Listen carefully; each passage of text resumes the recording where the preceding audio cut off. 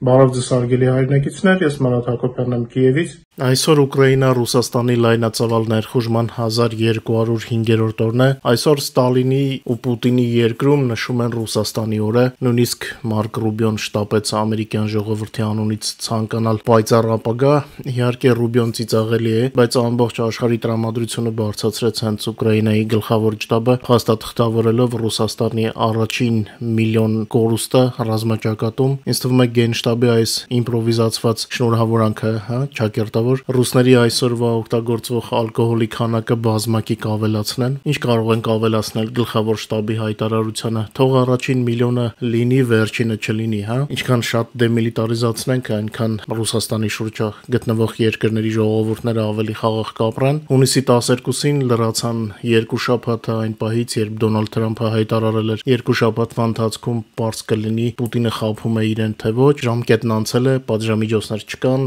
Թրամփը լուռ է։ Իդեպ սա առաջին անգամը չէ, երբ Թրամփը 2-3 շաբաթ ժամանակ է վերցնում կամ որոշում է խոստանում Պուտինյան Ռուսաստանի վերաբերյալ։ Սա արդեն բավական է վերջնական հասկանալու համար, թե ով է Թրամփը եւ որքան արժեն նրա խոսքերը։ Միևնույն ժամանակ Գերմանիայի պաշտպանության նախարար Բորիս Պիստորիուսը հունիսի 12-ին ժամանել է Կիև, իսկ ԱՄՆ ֆինանսների նախարար Սքոթ Բեսենտը հայտարարել է, որ Ամերիկային այս ամառ սպառնում է դեֆոլտ։ Իմիջիայլոց 3 Սերբիայի նախագահը հայտնեց, որ նույնիսկ իր երկիրը կվերակառուցի երկու քաղաք Ուկրաինայում, մի քանի վայրկյան հետո ասաց երկու ռեգիոն, բայց Հակոբյան լայվ ալիքում մենք խոսում ենք ռազմական նորություններից, սկսեցինք։ Մինչ Պուտինի Ռուսաստանը ամենօր ճգնում է հնարել իր զոմբիների համար հաղթանակներ, ուկրաինական բանակը նպատակադրված կերպով զբաղված է Ռուսաստանի ապառազմականացմամբ, ամենօրյա ռեժիմով շարքից դուրս են բերվում զինվորական պահեստներ, գործարաններ, որոնք օգնում են համալրել այդ պահեստները զենքով, իսկ դրանց հետևից նավթային բազաներն ու օդանավակայաններն ու ավիաբազաները,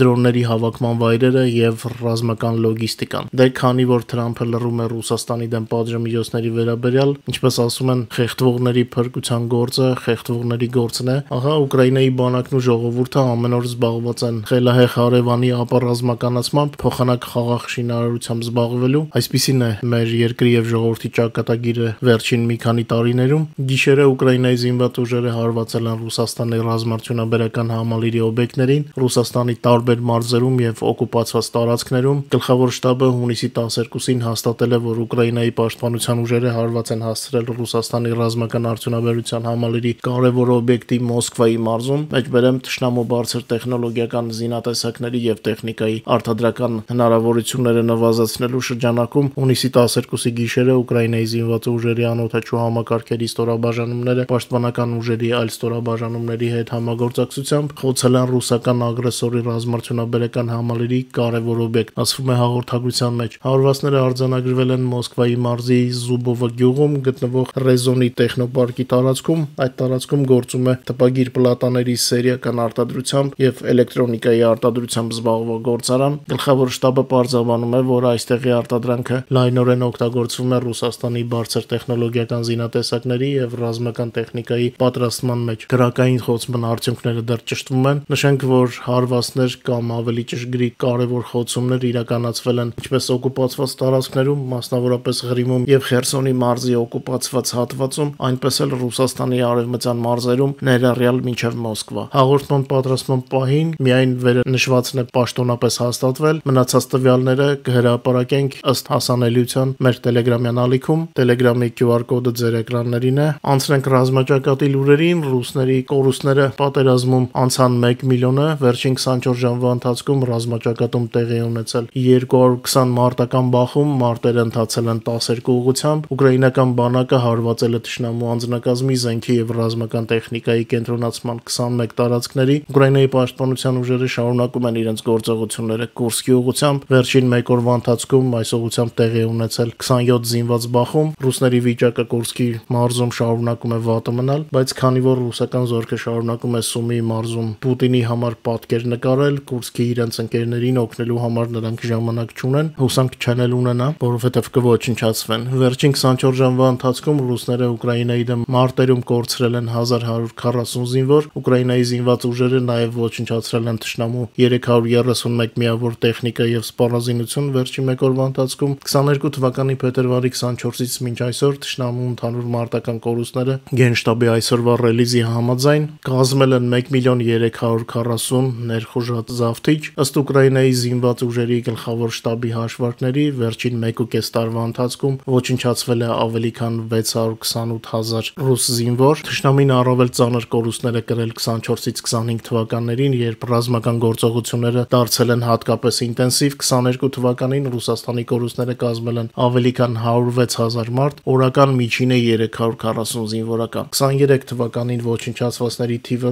ռուսական բանակում հասել է ավելի քան 253,000-ի, այսինքն գրեթե 700 օկուպանտ օրական։ Ամենաարյունալին եղել է 24 թվականը, երբ հաջողվել է վերացնել 430,000 թշնամու, օրական միջինը 1177 մարդ։ Թեև այս տարին նույնպես ցուցաբերում է ռուսական կորուստների աննախադեպ ինտենսիվություն, 25 թվականի հունիսի 4-ի դրությամբ Ռուսաստանը արդեն կորցրել էր ավելի քան 200,000 զինծառայող, իսկ օրական միջին ցուցանիշը գերազանցում է 1200 ոչնչացված օկուպանտ։ Գլխավոր շտաբը հիշեցնում է, որ Ռուսաստանին կորուստների վերաբերյալ առաջին պաշտոնական տվյալները հրապարակվել են դեռ 22 թվականի մարտի 1-ին։ Այդ ժամանակ հաղորդվում էր 5710 ոչնչացված ռուսների եւ 200 գերի ընկածների մասին։ Արդեն հաջորդ օրը թվերն աճել էին, իսկ մարտի 3-ին հստակեցումից հետո հայտարարվել է 9000 զոհվածի մասին։ Ուկրաինայի պաշտպանության ուժերի համար առավել արդյունավետ օրերը ըստ Գերագույն շտաբի եղել են 24 թվականի նոյեմբերի 28-ը, երբ ոչնչացվել է 2030 օկուպանտ, 24 թվականի դեկտեմբերի 19-ը, երբ ոչնչացվել է 2200 ռուս օկուպանտ, 24 թվականի դեկտեմբերի 29-ը եւս 2010 ռուս օկուպանտ է ոչնչացվել։ Մեջբերեմ ագրեսորը տարիներ շարունակ վախեցրել է աշխարհին ռուսական ճտկակոշիկով, սապոգով, այսօր այդ ճտկակոշիկներից 100,000-ները փտում են եւ խոտ են բուսեցնում Ուկրաինայով մեկ։ Չեռնոբիլի մոտ գտնվող Շեք կամ ինչպես ռուսերեն են ասում Ռիժի անտառում, Անտոնովսկի կամրջի մոտ, Դնեպրի ջրերում, Դոնբասի տերիկոններում, այսպես են անվանում արհեստական բլուրները հանքագործների, Խարկովի մարզի տարածքում, որոշները Սևծովի հատակին, որտեղ խորտակվել է Մոսկվա հացանավը եւ ոչ միայն նա, նշվում է